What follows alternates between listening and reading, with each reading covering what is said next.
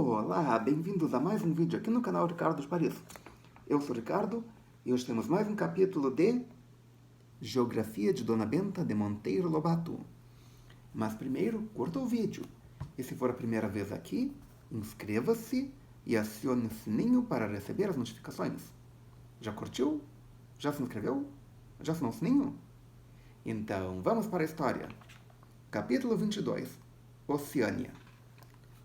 Sempre aprendi como Oceania, mas tá aqui Oceânia. E a ilustração: um canguru e um outro bicho misterioso. O que será que é? E aquela enorme lá adiante? Perguntou a menina. Aquilo não é mais ilha, é um continente inteiro, a Austrália.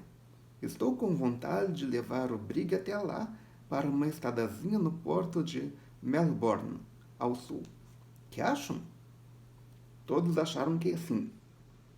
Enquanto o terror dos mares se fazia de rumo para Melbourne, Dona Benta explicou aos meninos o que era a Austrália. Um continente sem sorte, disse ela. Está situado em mau ponto estratégico, comercialmente falando, longe demais de todas as grandes metrópoles do mundo. Além disso, de um clima hostil, excessivamente úmido num ponto, excessivamente seco no outro. Seco por absoluta falta de chuvas, o que deu origem à formação de enormes desertos. Poucos rios, nenhum deles navegável. A Austrália é considerada uma das terras mais velhas do globo, tão velha que parece estar caducando. Há lá animais absurdos que só existem lá. O ornitorrinco, por exemplo, um bicho de pelo com bico de pato, e o canguru, que tem uma sacola na barriga onde carrega os filhotes, e ainda anda aos saltos. Um bicho que mais parece brinquedo de crianças do que animal que se preze. E as aves, então? Das mais esquisitas que possamos imaginar. Uma, de penas corridas como cabelos. Outra que late como um cachorro. Pombos do tamanho de galinhas. Já teve a moa, que era uma ave gigantesca sem asas. Só de papagaios possui 60 espécies. Os cacatuas, de todas as cores e com um lindo penacho na cabeça. E creio que a ave lira é de lá, uma que tem a cauda em forma de lira. Lira dinheiro ou lira instrumento de música? Perguntou Emília, fazendo quindim novamente soltar um daqueles famosos quá-quá-quás. Dona Benta olhou bem para ela e não respondeu. Há também formigas as mais terríveis, como uma que pula e outra que fura latas. Isso também é demais, vovó, protestou Pedrinho. Furar lata é boa. Pois fura, se é que era tão ácido que ataca o metal da lata enferrujando. Depois fica-lhe fácil abrir um buraquinho, um ferrão. Com a maior praga da Austrália, vocês não são capazes de... Mas a maior praga da Austrália, vocês não são capazes de supor qual é. O coelho. Algum coelho de bico de pato? Não. O coelho comum que todos conhecemos. Mas o coelho nunca foi praga, vovó. Um pobre animalzinho indefeso. Inofensivo quando pouco. Mas se você imaginar um bando de milhões de coelhos famintos, compreenderá logo o que pode tornar-se praga. Foi o que se deu. Na Austrália não havia coelhos. Alguém levou para lá um casal. Esse casal proliferou rapidamente, como fazem os coelhos. Muitos fugiram para o mato, onde a proliferação prosseguiu sem menor embaraço.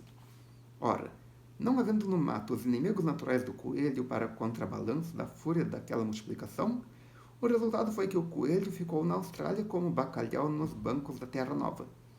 Tanto coelho, tanto que os homens puseram as mãos na cabeça, invadiram as roças devorando tudo. Os lavradores desesperados tiveram de organizar combate aos coelhos, como em outros países se organiza o combate às nuvens de gafanhotos. Será que começaram a caçar os coelhos? Há tempos uma fotografia muito curiosa. Num grande campo, os lavradores reunidos para a guerra ao coelho tinham levantado uma cerca de tecido de arame em forma de funil. A ideia era virem tocando-os da macega de modo a encurralá-los ali. Seria então fácil matá-los.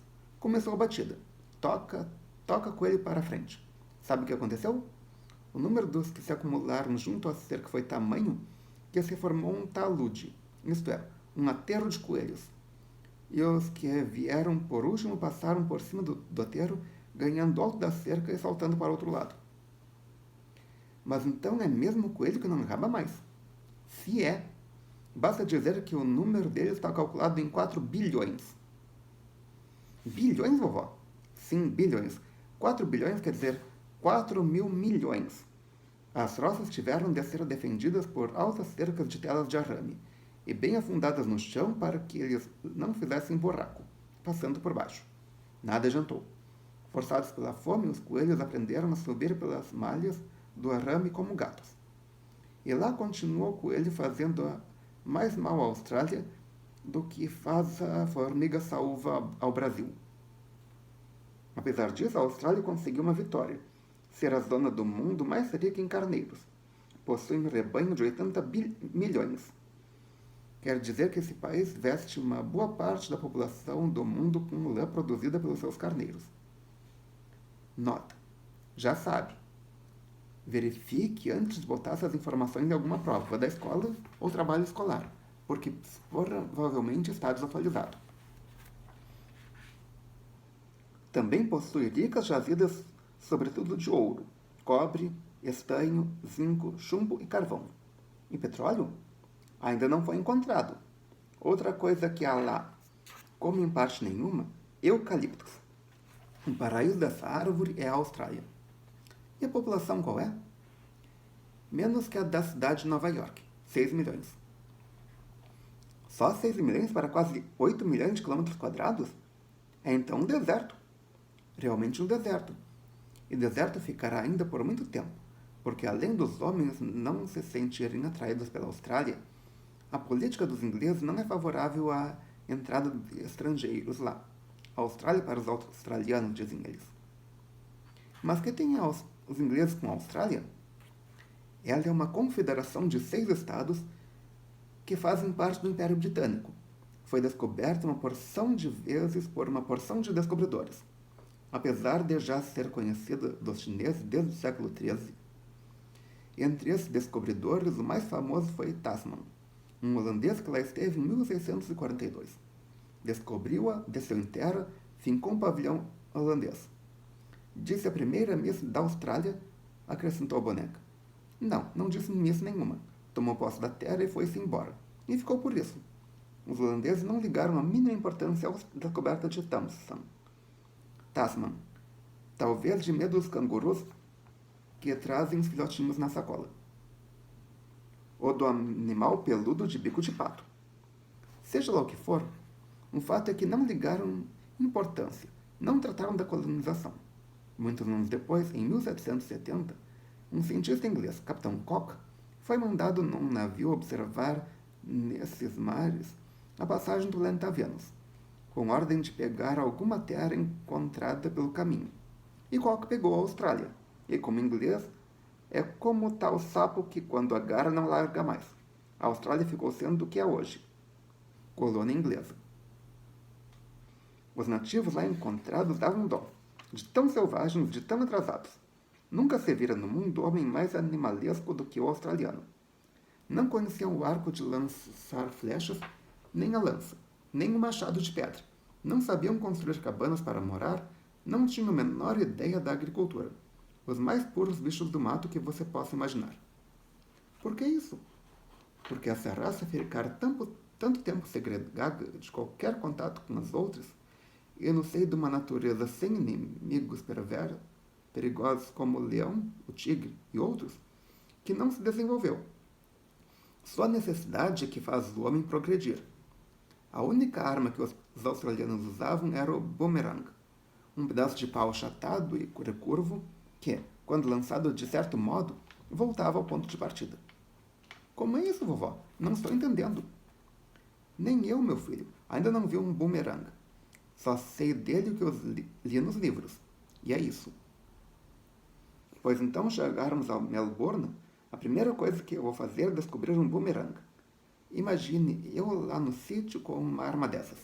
Rabicó minha mola de longe? Eu, pá, bumerangada em cima. E não preciso ter o trabalho de pegar o pau. Um pau vem inteiro aos meus pés por si mesmo. O Brig ia já entrando no porto de Melbourne.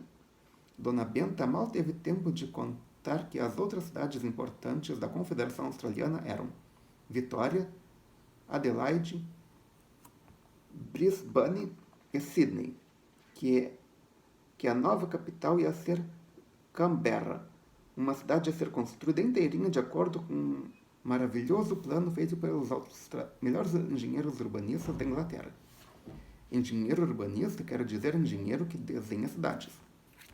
Logo que o Brig ancorou no porto, Dona Benta desceu com os meninos. Todos admiraram de encontrar naquele fim de mundo uma cidade moderníssima com mais de 400 mil habitantes, contando os arredores. Edificações de primeira ordem, jardins públicos em quantidade, otimamente calçadas e habitadas só por gente da mais pura raça inglesa. Nota: isso antigamente. Não sei como está hoje. Pode estar desatualizado, não esqueça. Depois de correr de automóvel aos bairros principais, Dona Benta parou numa loja da Collins Street, ou Rua Collins, a mais movimentada de lá. Tem bumerangue? Perguntou Pedrinho. Um caixeiro espantou-se. Depois riu-se. Não tinha. O menino danou. Que vergonha! Numa loja de primeira ordem como aquela, na melhor rua de Melbourne, que é a maior cidade da Austrália, não haver bumerangue? Pois não havia. Dona Benta teve de entrar em cena para explicar ao caixeiro o interesse de Pedrinho em conhecer a velha arma usada pelos aborígenes.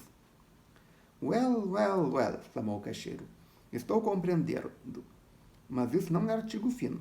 E nós aqui só vendemos artigos finos. Diretamente importados de Londres. Boomerang?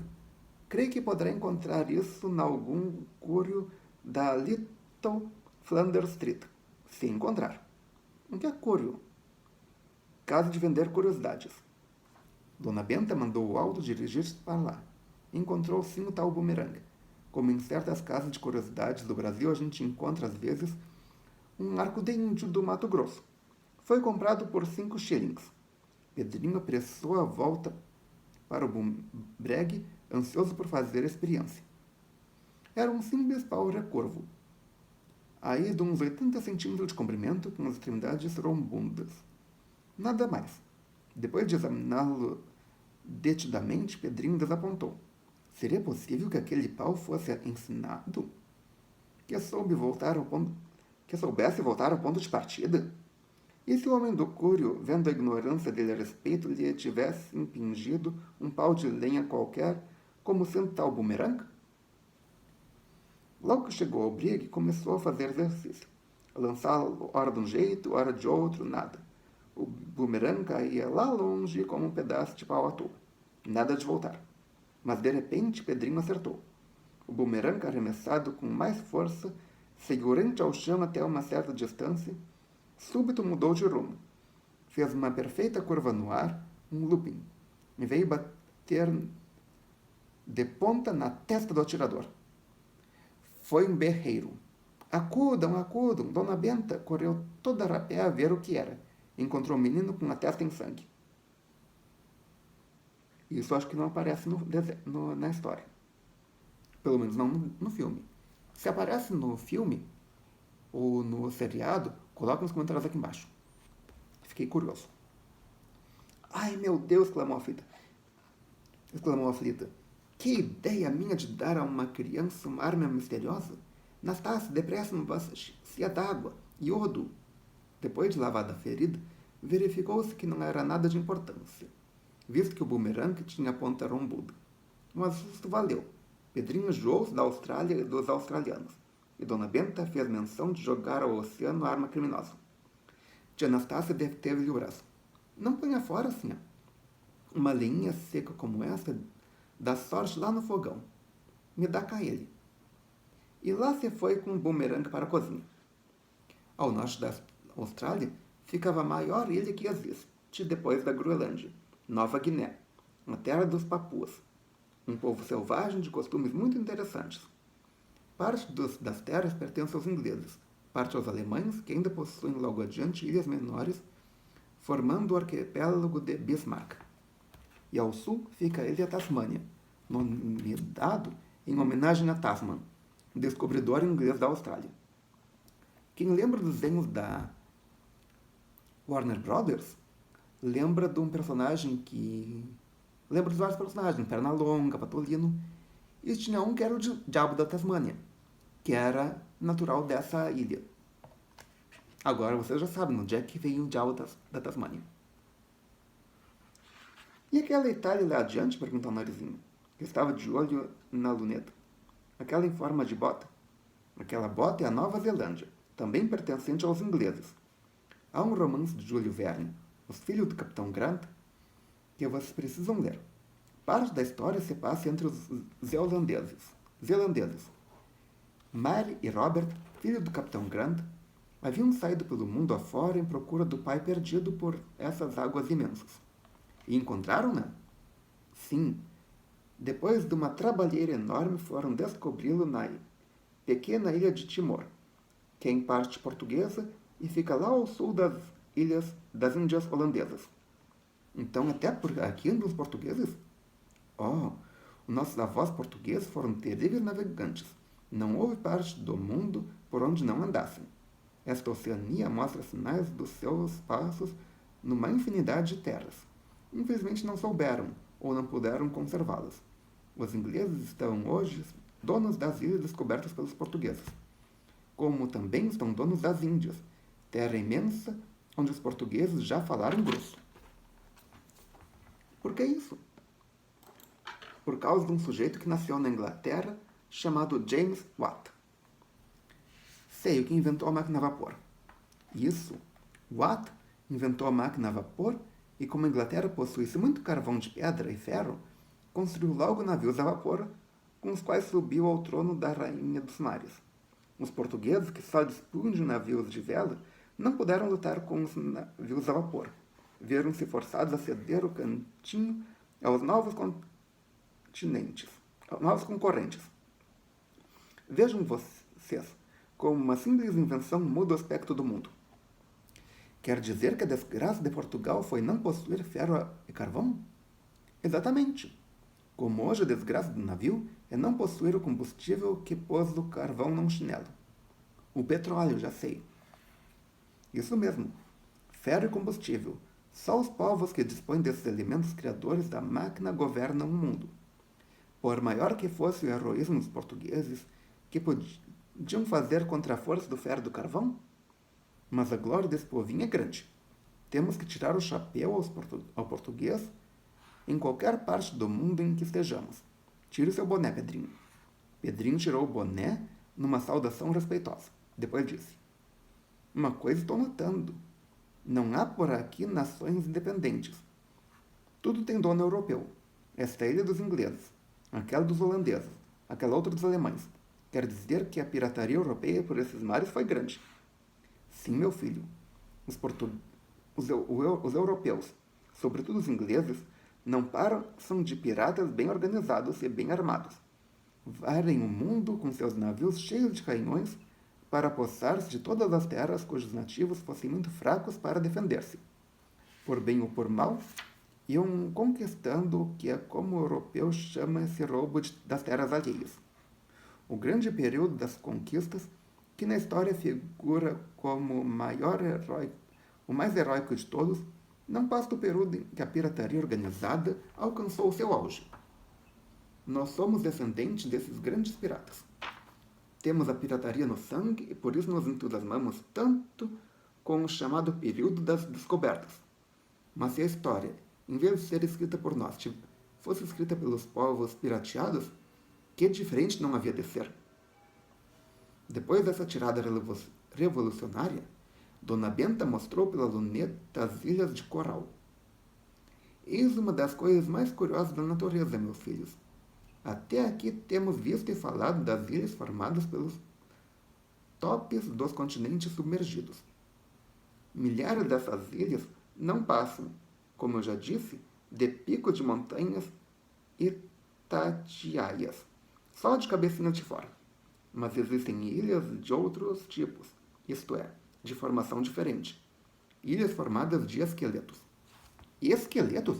Que horror, vovó! Esqueleto de quê? De vários organismos que se criam no mar, sobretudo de um classificado pelos sábios de Anthozoa, um pólipo. Que é pólipo? Um bichinho invertebrado, isto é, sem ossos, constituído apenas de um tubo com pequeninos tentáculos. Se são sem ossos, como podem formar pilhas de esqueletos? É que eles sugam da água do mar o calcário nela dissolvido, e esse calcário deposita-se em seu corpinho, formando uma crosta dura que é o coral. Os pólipos são bilhões de bilhões, de modo que cada um formando um esqueletinho num certo ponto, e esses esqueletinhos se soldando uns aos outros, temos como resultado a criação das ilhas de coral. Começam sobre algum rochedo submerso a pouca profundidade, e vão subindo até saírem fora d'água. Que curioso! As ilhas de coral apresentam a forma interessantíssima de bacia fincada no mar, ou melhor, daquele espremedor de limão que temos lá em casa. No centro ergue-se um pico mais elevado que os bordos. Entre esse pico e os bordos fica empoçada a água do mar, e sobre os bordos crescem as palmeiras. Se fizermos um corte nessa linha, teremos uma figura igual dessa página. Aqui a ilustração.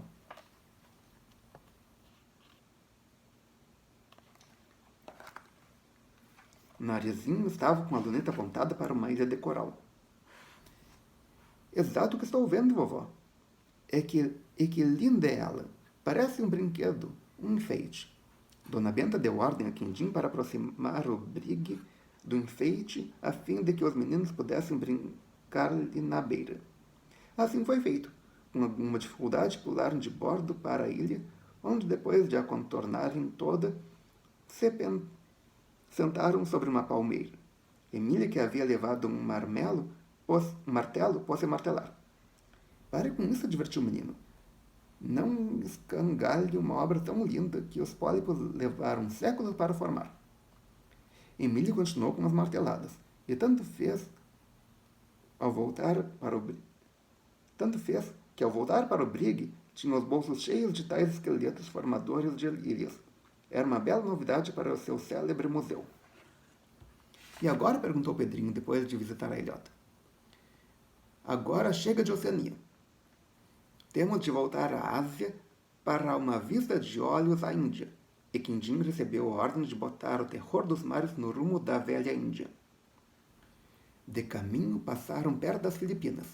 Dona Benta apontou para certo ponto e disse: lá apareceu o maior dos navegadores antigos, o grande Fernão de Magalhães. Depois da agitadíssima viagem, na qual conseguiu passar do Oceano Atlântico para o Oceano Pacífico, lá no sul da Patagônia, portou naquela ilha ali, por ele batizada de Ilha dos Ladrões, por causa da ladronice dos nativos. Sua gente estava exausta, reduzida a pandarecos pelo escorbuto. Falta de vitaminas, gritou Emília. Com limonada eu os curava a todos. Naquele tempo não se sabia disso, de modo que Magalhães, já sem saber o que fazer, ficou lá uns dias, descansando. Depois prosseguiu na viagem, indo até a ilha de Samar. Depois foi a Cabu, a sudoeste de Samar, onde fez aliança com o reizinho da terra. Esse rei convidou-o a conquistar de sociedade com ele uma ilha próxima de nome Mactam. Lá morreu Magalhães num combate contra os nativos, no dia 27 de abril de 1521. Que pena, exclamou o menino. De todos os navegadores é o que mais admiro. Homem de aço. Não desanimava nunca, não desistia. Realmente tinha uma têmpera excepcional. Também, na minha opinião, é ele a figura mais notável da longa lista dos navegadores portugueses. Um dia hei de contar a vocês a história inteirinha da sua célebre viagem, a mais famosa de quantas foram feitas desde que o mundo é mundo. E aqui termina mais um capítulo. Se você gostou, clique em curtir. Adicione esse vídeo aos seus favoritos, compartilhe com seus amigos e traga um novo inscrito para o canal. Já sabe, 250 inscritos e eu lanço quadro novo. Ok? Obrigado pela presença. Obrigado pela audiência. Até amanhã com mais um vídeo. E melhor possível.